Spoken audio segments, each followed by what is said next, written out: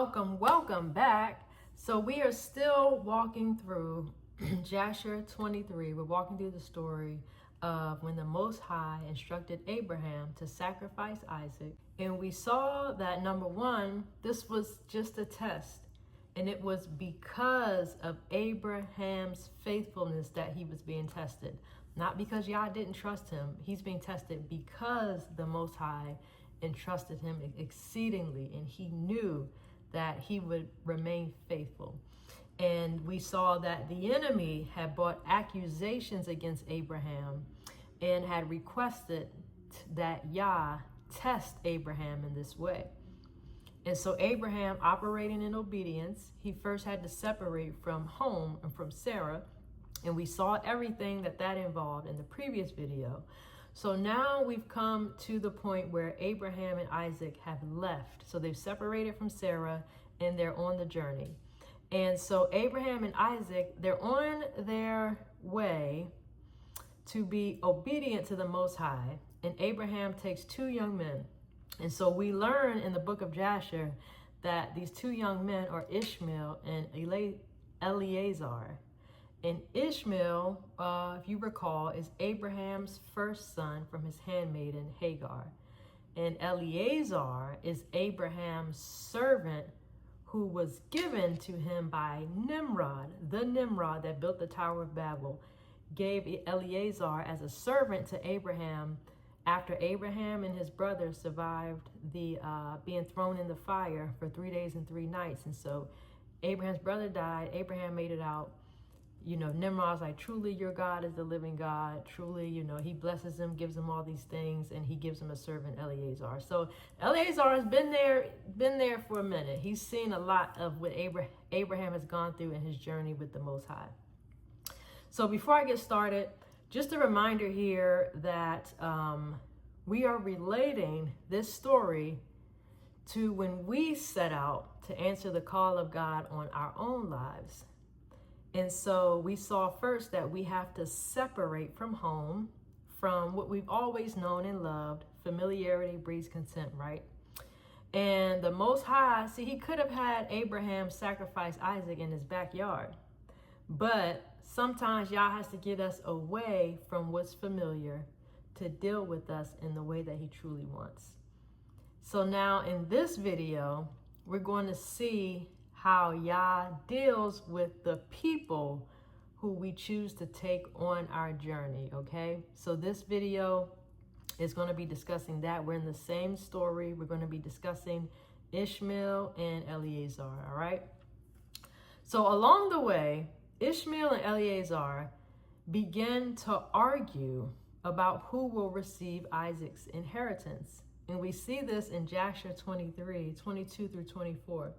And it says, Ishmael said to Eleazar, now my father Abraham is going with Isaac to bring him up for a burnt offering to the Lord, as he commanded him. Now when he returns to give unto me all that he possesses to inherit after him, for I am his firstborn. So Ishmael's like, with Isaac out the way, the inheritance is mine. Well, bring it on. Bring it on. Let's sacrifice Isaac, right? Eleazar, so Ishmael tells this to Eleazar. Eleazar responds and says, surely Abraham did cast thee away to thy mother and swear that thou should not inherit anything of all he possesses. And to whom will he give all that he has with all his treasures, but unto me, his servant, who has been faithful in his house, who has served him night and day, and has done all that he desired me. To me will he bequeath at his death all that he possesses. So this is a crazy conversation to have on the way to your stepbrother dying and your trusted master's son dying. This conversation is crazy. They both have a valid point. One is the firstborn son, who traditionally would be heir. And one is faithful servant. And so you look at Proverbs 17:2, it states, a wise servant will rule over a disgraceful son and will share the inheritance as one of the family. So they both have like compelling arguments for why they should get Isaac's inheritance. I believe that this wasn't just a test for Abraham. I believe this was also a test for Ishmael and Eleazar to expose their hearts towards Isaac, who is the blessing character. Now, this is significant because Isaac is the seed of promise. The Most High's promise to Abraham is through Isaac, and it's a huge promise. It's not through any of his other sons. Yet they still resorted to bickering over tangible inheritance. So the Most High exposed their hearts towards Isaac along the journey of Abraham's testing. And the Most High will do this so faithfully also in our lives. He's done this in my own life with exposing the hearts of people around me. And so it then becomes our job to either let people go or to put people in their proper places once they've been exposed. Amen? That's the first point.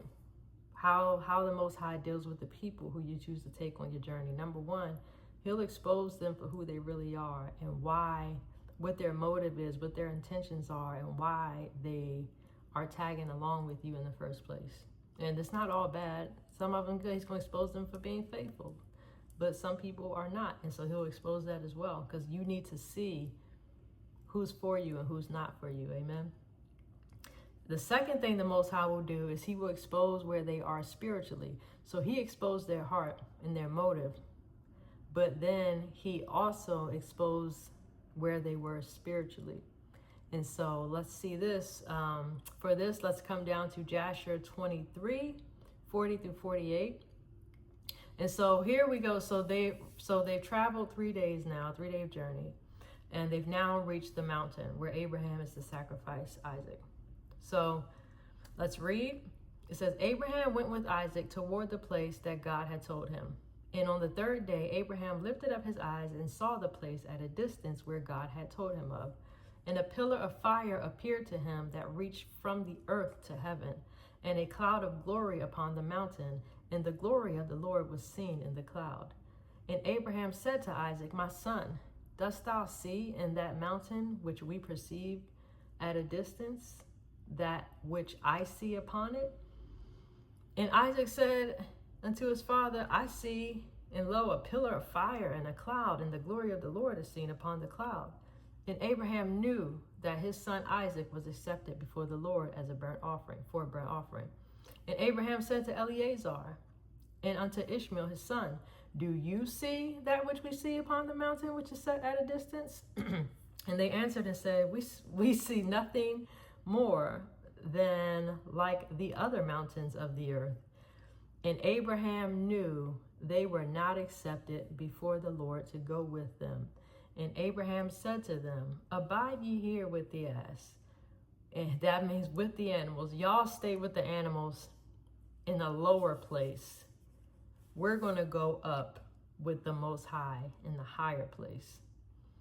So we're going to go and worship there before the Lord and then return to you. And Eleazar and Ishmael remained in that place as Abraham commanded. So another thing the Most High is faithful to do, in addition to exposing the hearts around us, is he'll also expose the spiritual limitations of those around us as well. So yes, their hearts weren't in the right place, but they also lacked the spiritual discernment to accompany Abraham the rest of the way. So some people can set out with you, but they can't go as far. Or looking at it another way, not everyone can share in your mountaintop experiences. So some people are not mountain made. Amen. Going up a mountain is tough. And if you've ever been mountain hiking, you have to lock in and focus on getting to the peak. So it's enjoyable, but it can also be challenging. And some people are not made to go through your challenges with you. Now, if they don't mean well by you, and they don't have the vision or the spiritual maturity, then they won't have the stamina to endure with you in the trying of your faith. Amen. I'm going to repeat that again. if they don't mean well by you anyway, they just mean you no good.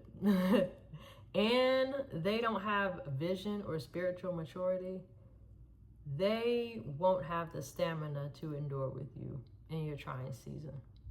They don't have a reason to, they don't have a desire to, or want to, or will to. They just won't. But the overarching point in this story is Abraham's faithfulness and obedience to the Most High. So sometimes we're not obedient because we don't want to separate from what's familiar, or we're not obedient because of fear of losing people who are closer to us along the way. But we also fear the unknown dangers that exist on the path of our calling.